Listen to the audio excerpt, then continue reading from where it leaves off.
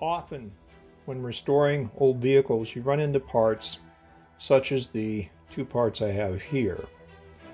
Each of these parts is for a sway bar mount on a Graham model 96 in this case. Doesn't matter really that it's a Graham, what matters is the problem you will run into. Here these have rubber inside these mount points. The two pins I've got here, the pin would go through here. This part mounts in the metal in the car, and this portion goes inside the hole. Back when these were made, this rubber would have been soft, but the rubber in both of these parts is 100% hard. It's a rock hard piece of rubber. So the mount for the anti-sway bar cannot possibly work because it's supposed to take up motion in the rubber. Well, if the rubber is hard, you're not taking up any motion, having any cushion action in the rubber at all. In this video, we're going to show you how we're going to solve this issue, considering you can't buy the correct rubber bushings. Now, there'd be more than one way to do it, but we're going to show you an easy way you can do it in the home shop. Stay tuned.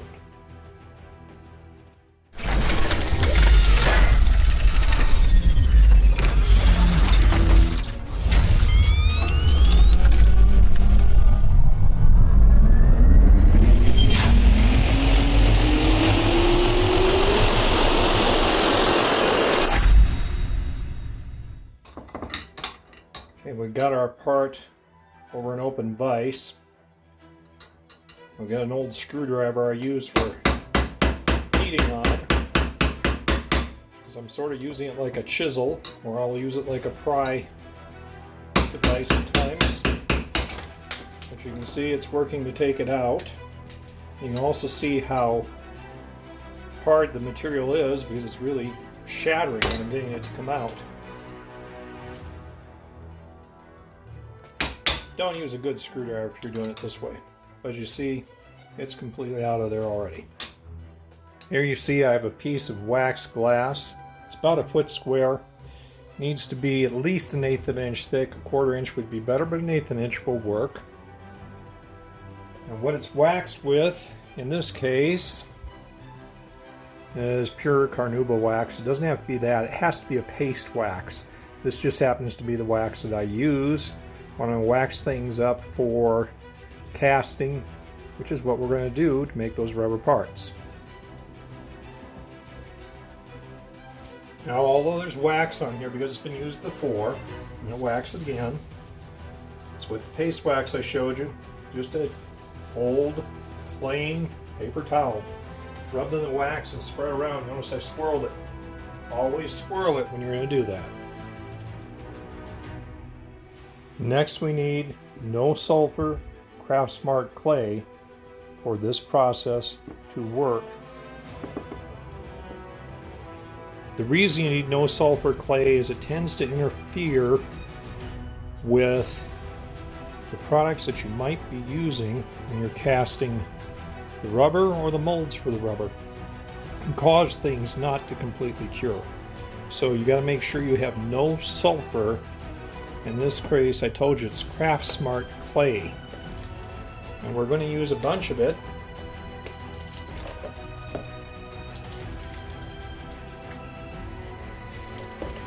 Because we're going to get together here, squeeze it up, and I'm going to form a base that I can set the part in.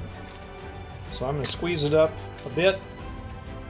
You're going to have to do a bunch of that because it's going to be needed to be sort of warmed by your hands, and yes, I would wear gloves doing this because the stuff will get all over your hands otherwise. As you can see, I've got a piece of plywood here temporarily. This is so I can flatten my clay out pretty well prior to sticking it on a wax piece of glass. You can see here that I've placed the clay back on the glass. The part, since we've got two of them, you can see what's been done. This part, you see, it has a sort of hat section. It's sitting on the hat section, poking through the clay. I brought the clay up to this shoulder only. That's what we've got here, only the shoulder. And we've gone around and leveled it off, made sure this piece is straight. And this section around here is completely coated with wax on that part now. Same wax we were using before. The purpose in all that is to make sure the rubber does not stick to it. The reason we've got this large platform and we smoothed off around it is so when you center this piece over it, we're going to have to do a little bit of measuring, but we sent it over it and we put a little clay to hold up this end and put down just a little pressure. When you even put clay around the edge, we'll seal it all up and be able to pour the rubber right in place. Now you can see we've got it all mounted in the clay. Got a little clay down here on this end to hold up the end so it's level. And we put a little rib of clay all the way around it so it's ready. Make sure we're nice and straight. At this point, we're basically ready to pour. For the next step, you're going to need a couple items. You're going to need a couple of disposable little bathroom, what they used to call Dixie cups. Probably still made by Dixie for all I know. You're also going to need Aluminite black dye. That is if you want it to look black as a rubber. If you don't, or you want some other color, there are other colors available, but you don't even have to color it if you don't want to. But black would have been the original color, so we're going to use black dye. And you also need Flex 70 casting rubber B-side. That's sort of a dark brown color. And Flex 70 casting rubber A-side, both from Aluminite. That's what you're going to use. Now, something to know about this is it's only supposed to be good for about 6 months to a year once it's been opened. This is Arizona. It lasts a little longer here because it's subject to humidity in the air. So you got to remember this much has got to be used fairly fast or you're going to find out it goes bad just sitting. Now that we've got 2 Dixie cups, we've got our components, we're going to put material on each side. Now you can go to a lot of work and you can volumetrically calculate how much you need. In this case, I'm going to put enough in each cup to bring it up to about where the color starts on the cup, the design. That's going to give me too much, but I don't have to calculate it, I don't have to waste time with it. Remember, I told you it won't keep over the long haul anyway, so might as well use it. The real key is to get basically the same amount in the 2 cups. It's one of the reasons when you go to the color, you can catch where your amount has to be. Next thing is you're going to have your dye. And the dye always goes on the clear side, and it's fairly thick. We're going to wait for a drop to fall here, because all we need is 1 drop of dye is going to make this black. You don't want too much dye, because too much dye would interfere with the properties of the rubber, but 1 drop is all you really need. Next thing you're going to want to do is mix it up. Always mix your clear side, which you've added your color to first. Once it's thoroughly mixed color-wise, you can pour either one into the other, and then you mix that up thoroughly. You've got to remember you've only got about 2 to 4 minutes before it's going to start to set, and you're going to have to pour it in there before it starts to set. Alright, we've got a wooden paddle. Popsicle sticks will work with this, and Aluminite will send you popsicle sticks when you buy a little kit of the Flex 70 material. And you notice I'm mixing it up thoroughly to all the colors mixed up, and I'm just going to pour our B section right in on top of it. I could have poured it the other way, it doesn't make any difference at this point. And let it drain in there pretty well. And now what we're going to do is we're going to mix that all together. And you want to thoroughly mix it. I'm going back and forth both ways multiple times.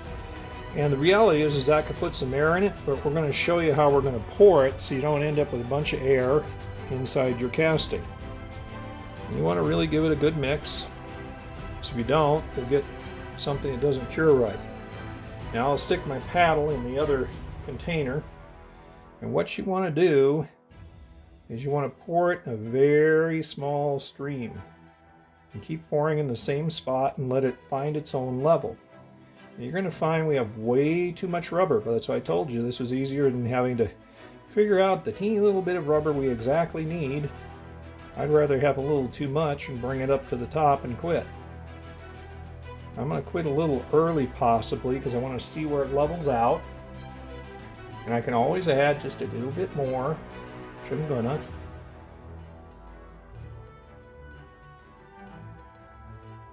We'll stop again. Remember, I'm letting it self-level. And the self-leveling will give you the best result that you can get under the circumstances. And that's going to look pretty darn nice. We're just going to leave it self-leveling right there. Now the key part about this is going to take, they say, 2 to 3 hours. I don't demold this stuff for 24 hours, and I would recommend you go the full 24 hours. In this case, when we get back after 24 hours, we'll show you how we take it out. Now, 24 hours later, we're going to demold, although we're not demolding, we're going to take it apart. If we had a real mold, we'd be demolding. Right now, we've got to separate our clay. Remember, we have a hat shape on it, so we're going to separate the clay from it. So the clay is removed. We're hard all the way through. You can see we have a little overspilled and snuck under, but we can trim that with a razor blade. Not a big issue.